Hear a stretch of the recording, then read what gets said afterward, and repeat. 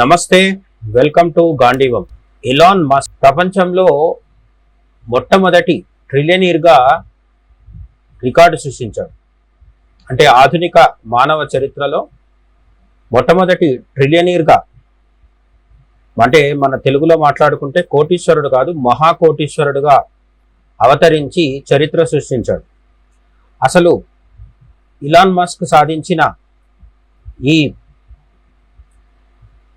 అతి గొప్ప విజయం, ఆర్థిక విజయం వెనుక ఏముంది, ఏం జరిగింది తెలుసుకునే ప్రయత్నం చేద్దాం. జూన్ 12, 2026 సంవత్సరం, అంటే ఈ సంవత్సరం జూన్ 12వ తేదీన ఎలాన్ మస్క్ ప్రపంచంలోని మొట్టమొదటి ట్రిలియనీర్గా చరిత్ర సృష్టించాడు.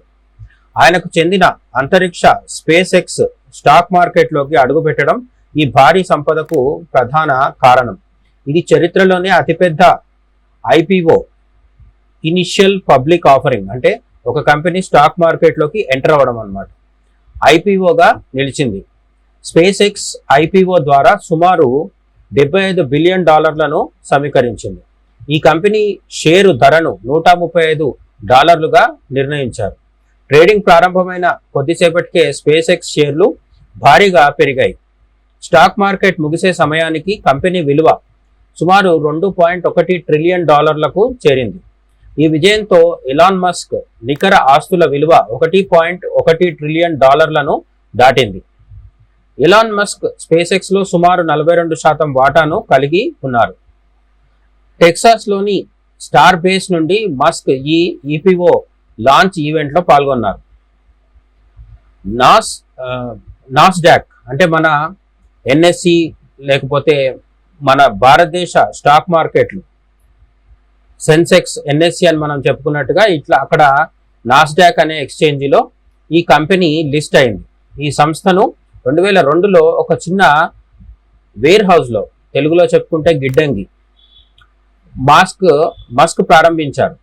అంతరిక్ష ప్రయాణాలను, ముఖ్యంగా అంగారక గ్రహం మార్స్ ప్లానెట్ పైకి మానవ నివాసాలను తీసుకెళ్లడం స్పేస్ ఎక్స్ ప్రధాన లక్ష్యం. ఈ ఐపీఓ ద్వారా వచ్చిన నిధులను స్టార్షిప్ ప్రాజెక్టుల కోసం వాడనున్నారు. అంతరిక్షంలో ఏఐ అంటే ఆర్టిఫిషియల్ ఇంటెలిజెన్స్ డేటా సెంటర్లను ఏర్పాటు చేయడం మస్క్ తదుపరి ప్రణాళిక. ఎలాన్ మస్క్ ఇప్పటికే టెస్లా కంపెనీలో కూడా భారీగా వాటాలు కలిగి ఉన్నాడు. టెస్లా విలువ కూడా $1.2 ట్రిలియన్ ఉంది. ఈ ఐపీఓలో సుమారు 20% నుండి 30% షేర్లు చిల్లర పెట్టుబడిదారులకు, అంటే రీటైల్ ఇన్వెస్టర్స్ కు కేటాయించారు. గోల్డ్మాన్ సాక్స్, అట్లానే మోర్గాన్ స్టాన్లీ వంటి దిగ్గజ బ్యాంకులు ఈ ఐపీఓకి నాయకత్వం వహించాయి. స్పేస్ ఎక్స్ ఐపీఓ అంచనాలను మించి 3 రెట్లు ఎక్కువ డిమాండ్ పొందింది. ఈ పరిణామం ప్రపంచ ఆర్థిక వ్యవస్థలో ఒక కొత్త శకానికి నాంది అని విశ్లేషకులు భావిస్తున్నారు. 4400 మందికి పైగా స్పేస్ ఎక్స్ ఉద్యోగులు ఈ ఐపీఓ ద్వారా కోటీశ్వరులు అయ్యే అవకాశం ఉంది. గ్లోబల్ ఇన్వెస్టర్లు, హెడ్ ఫండ్స్ ఈ షేర్లను కొనుగోలు చేయడానికి పోటీ పడ్డారు. అంతరిక్షంలో డేటా సెంటర్లు, శాటిలైట్ నెట్వర్క్ల ద్వారా కొత్త ఆదాయ వనరులను మస్క్ సృష్టిస్తున్నారు.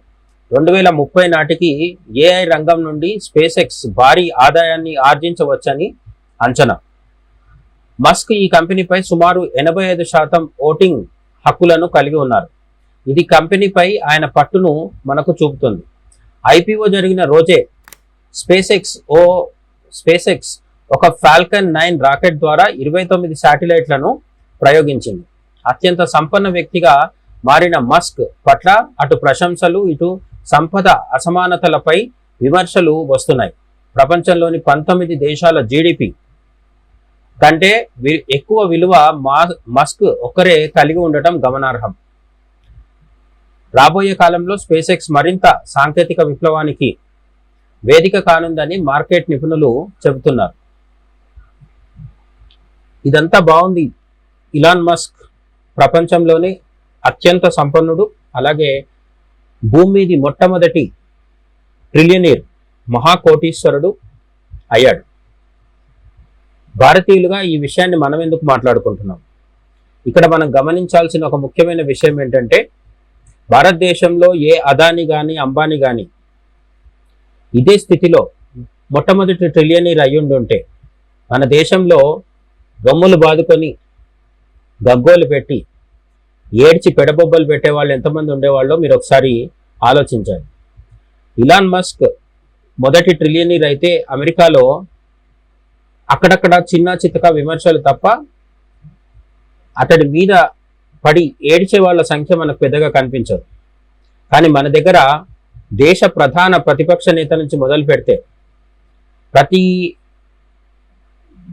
గల్లీలో కూర్చొని మాట్లాడే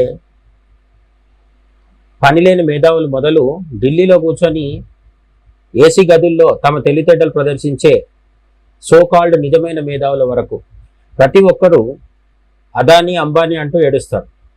మన దగ్గర వ్యాపారవేత్తలని చూసి అసూయ, ద్వేషం, కసితో మాట్లాడితే అమెరికాలో విజయం సాధించి సంపద సృష్టించే ఇలాన్ మస్క్ లాంటి వ్యాపారవేత్తలను ప్రోత్సహిస్తారు, అక్కడ హీరోల్లా చూస్తారు. ఇలాన్ మస్క్ చేసే ప్రతి పని నైతికంగా సరైంది అని చెప్పడం మన ఉద్దేశం కాదు. వ్యాపారం అన్నాక అనేక మోసాలు, దుర్మార్గాలు, దౌర్జన్యాలు, దోపిడీలు ఉంటాయి. అవన్నిటినీ విమర్శించడం తప్పు కాదు. కానీ ఒక వ్యాపారవేత్త వ్యాపారం చేసి అనేక మందికి ఉపాధి కల్పిస్తూ దేశ అభివృద్ధికి, జీడిపి పెరుగుదలకి కారణమవుతున్నప్పుడు అతని అభివృద్ధి చూసి అసూయతో ఏడవటం దేశాన్ని అభివృద్ధి చెందకుండా వెనక్కు లాగడమే అవుతుంది. అటువంటి వాళ్ళు మన దేశంలో బోలెడు మంది ఉన్నారు. అదానీ అంబానీని చూసి లేదా అటువంటి మిగతా వ్యాపారవేత్తలను చూసి నిత్యం ఏడవటమే వీళ్ళ పని. ఢిల్లీ నుంచి గల్లీ దాకా ఇలాంటి పారాసైట్స్ దేశాన్ని లోపల నుంచి తినేస్తూ ఉంటారు. ఎవరిని ఎదగనివ్వరు, వాళ్ళు కూడా ఎదగరు. అటువంటి వాళ్ళు ఉన్నంతకాలం భారతదేశంలో ఇలాన్ మస్క్ లాంటి వాళ్ళు అవతరించడం అసాధ్యం. కాబట్టి మనం ఇంటి దొంగల్ని ఎప్పుడూ ఒక కంట గమనిస్తూ ఉండాలి. జై హింద్.